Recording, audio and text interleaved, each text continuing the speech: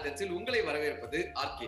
கல் தோன்றி மண் தோன்றா காலத்தே வாளோடு முன் தோன்றிய மூத்த குடி நமது தமிழ் குடின்னு சொல்றாங்கல்ல. இதுக்கெல்லாம் என்ன சார் ஆதாரம்? நம்ம முன்னோர்கள் எப்படி வாழ்ந்தாங்க?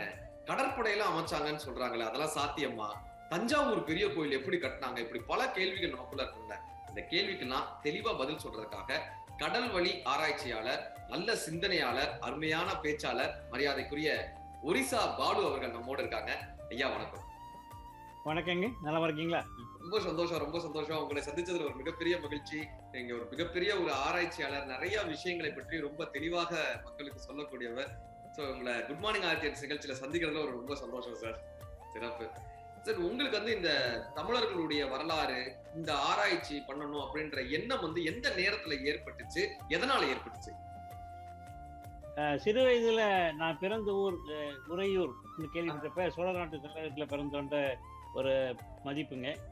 அது தொடர்ந்து நிறைய நூல்கள் படிச்சது, நிறைய இடங்கள் சுற்றுலா பண்ணது, அது எல்லாமே தமிழ் என்பது தமிழ்நாட்டுக்குள்ள மட்டுமல்ல, அது கிட்டத்தட்ட உலகம் முழுக்க இருக்கிறத காலம் எனக்கு புரிய வச்சது.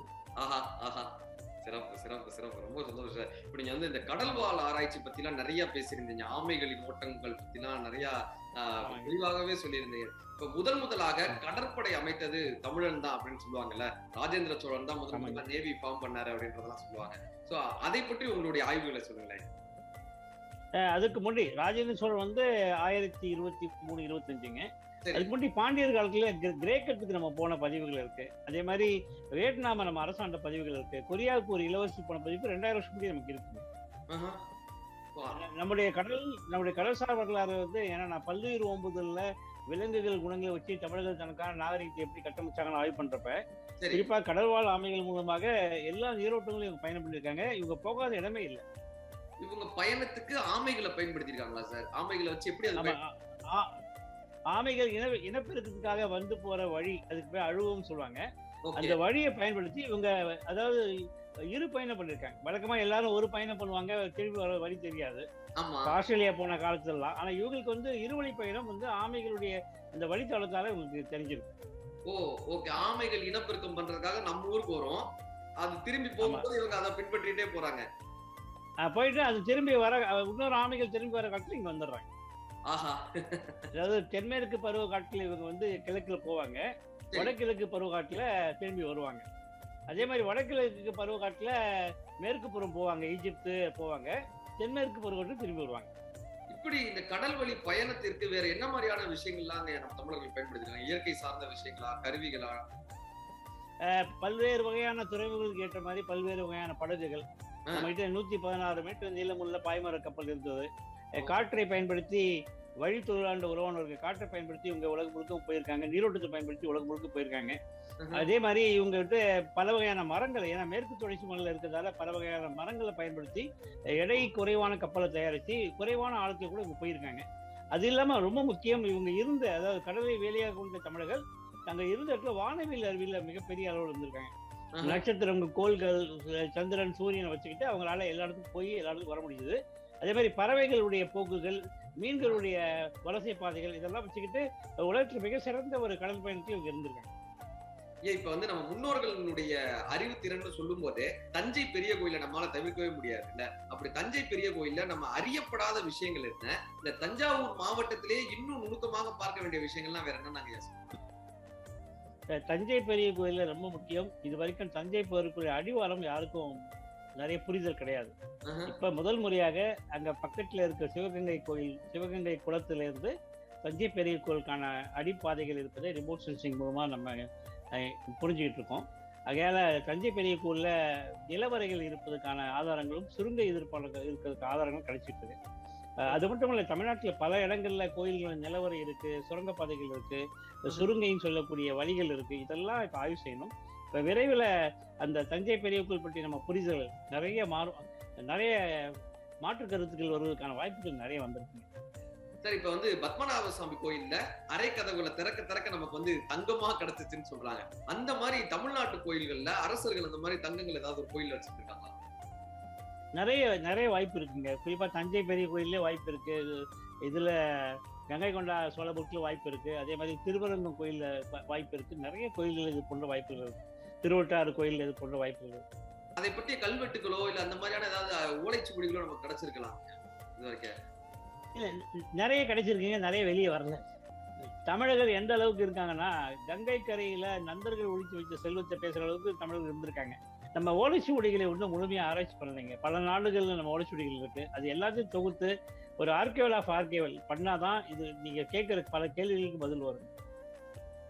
தமிழர்களுடைய சொல்லுங்க. சொல்லும் போதே தமிழர்கள் இயற்கை சார்ந்து நிறைய வாழ்வியல் முறைகளை அமைச்சுக்கிட்டாங்கன்னு சொன்னீங்க. வானவியல் சாஸ்திரத்துல வல்லுநர்களாக இருந்தாங்கன்னு சொன்னீங்க. அப்படி வானவியலை வைத்து தன்னுடைய வாழ்வியல் முறை எப்படிலாங்க தமிழர்கள் வச்சிருந்தாங்க? பெய்யும் மழையை பெய்ய வச்சாங்க, மழையை நிறுத்திருக்காங்க. உங்களுக்கு வெள்ளி தெற்குல போற சமயத்துல அந்த வருஷம் மழை பெய்யாதுன்னு உணர்ந்துருக்காங்க. இந்த 60 வருட காலநிலையே ரொம்ப அழகா படிக்கும். கணியர் வள்ளுவர் போன்றவர்கள் தமிழ்நாட்டுல மிகப்பெரிய, அதாவது எங்க போறது எங்க, ஏன்னா தமிழர்கள் உலகம் முழுக்க வணிகம் போறதால கடல் எப்படி இருக்கும், கடலுக்கான பஞ்சாங்கம் நம்மகிட்ட இருந்தது. இது ரொம்ப தெளிவா இருந்திருக்கு. நம்மளுடைய வானியல் அறிவு தான் நம்மளை உலகம் முழுக்க போக வச்சு. இப்ப நீங்க சொன்னீங்க உலகம் பூரா தமிழர்கள் நிறைந்திருக்காங்க. அப்படி உலக தமிழர்கள் எங்கெல்லாம் இருக்காங்க? அவங்க ஒன்றுபடுத்துவதற்கான சாத்தியக்கூறுகள் இருக்கா? இருக்குங்க. இப்ப ஐநால 195 நாடு இருக்கு. அதுல இத்தனை 183 நாடுகள் தமிழர்கள் வாழ்றாங்க. அது இல்லாமல் ஐநாவில் பதிவு செய்யப்படாத நாடுகள் இருக்கு. அதுலயும் சேர்ந்து ஒட்டுமொத்தமா 205 நாடுகள் தமிழர்கள் வாழ்றாங்க. இப்ப 205 நாடுகள் வாழ்ற தமிழர்கள் தமிழை உலகம் முழுக்க கொண்டு போக முடியும். இது வரைக்கும் நம்ம நினைச்சிட்டு இருக்கோம் இந்தியாவில இருக்க தமிழர்கள் தான் உலகம் முழுக்க போன நினைச்சிட்டு இருக்கோம். ஆனா உலகத்தில் 114 நாடுகள்ல குடியுரிமை பெற்ற தமிழர்கள் அவங்க போகாத நாடே கிடையாது. ஒரு மலேசிய தமிழரை நீங்க லிபியா பார்க்கலாம். ஒரு பிரேசில் தமிழர்களை நீங்க ஆஸ்திரேலியால பார்க்கலாம்.